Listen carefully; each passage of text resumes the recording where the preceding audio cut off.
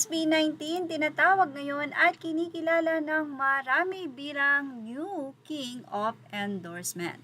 So far this year, SB19 has secured 4 major new brand endorsement at talaga namang malalaking kumpanya po ito at kilala.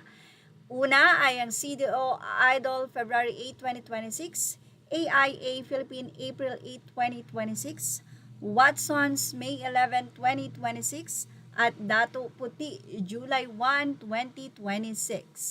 Well, patunay na ang SB19 na nga po ngayon ang bagong king of endorsement or endorsement king. Ilan po ba? Lahat-lahat simula noon ang kanilang naging endorsement.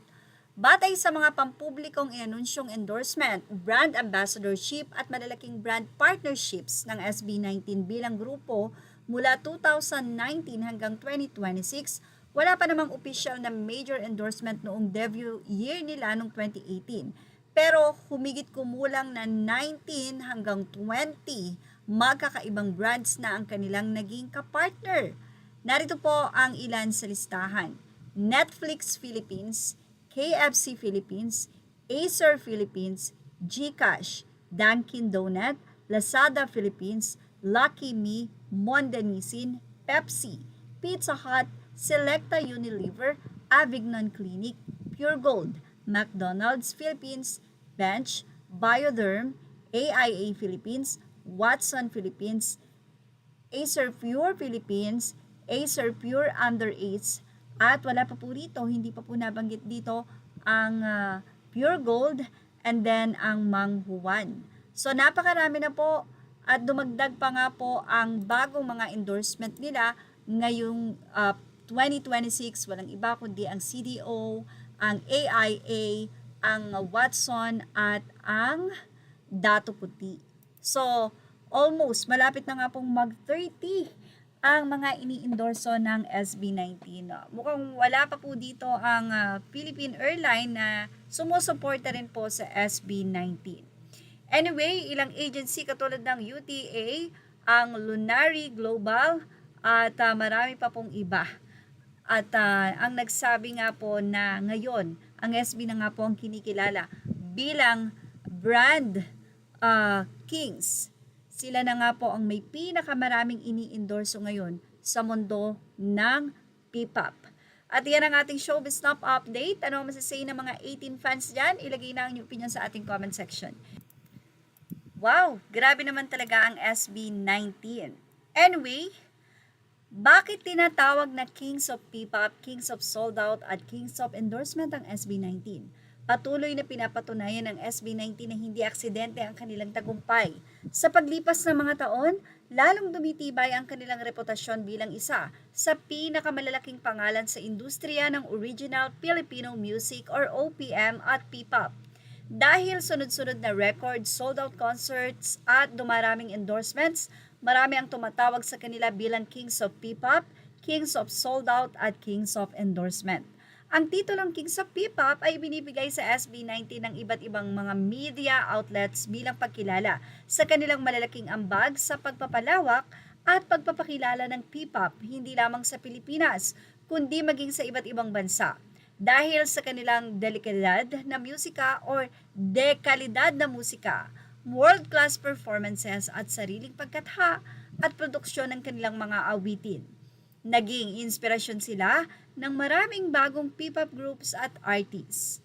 Samantala, tinatawag din silang Kings of Sold Out dahil sa sunod-sunod nilang matagumpay na concerts na mabilis maubos ang tickets.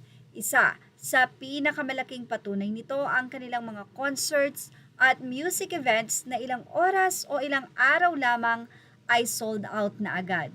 Noong 2025, ang kanilang malaking concert ay naubos ang ticket sa loob lamang ng ilang oras, habang maging ang mga event na kanilang hine-headline ay patuloy na nagre-record ng sold-out attendance. Noong 2026, maging ang OPM Congenerations ay naubos ang ticket sa loob lamang ng 2 araw, kung saan kabilang ang SB19 bilang pangunahing headliner. Bukod sa concerts, kinikilala rin ang SB19 bilang Kings of Endorsement dahil sa kanilang malinis na imahe, profesionalismo at malawak na impluensya patuloy silang pinagkakatiwalaan ng malalaking kumpanya bilang brand ambassadors. Ilan lamang sa mga naging katuwang nila sa mga nakaraang taon ay ang Acer, Pepsi, Gcash, Dunkin', McDonald's, Bench, Watson, Puregold, Bioderm at kamakailan lamang ay ang AIA Philippines. Ang sunod-sunod na endorsement deals ay patunay na malaking tiwala ng mga kilalang brands sa kanilang impluensya at kredibilidad. Hindi lamang sa Pilipinas umaabot ang impluensya ng SB19, patuloy silang lumalawak sa international stage sa pamamagitan ng world tours, festival appearances, at iba pang global music events.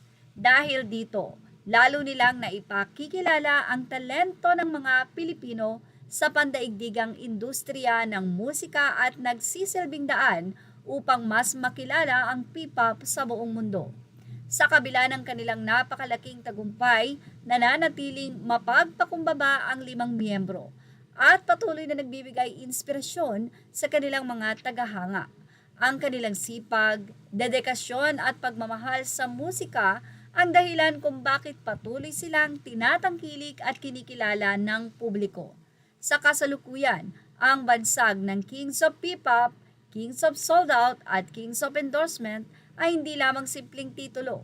Ito ay bunga ng kanilang mga konkretong tagumpay, walang kapantay na suporta ng kanilang fandom na 18 at ng patuloy nilang pagdadala ng karangalan sa musikang Pilipino sa lokal at internasyonal na entablado.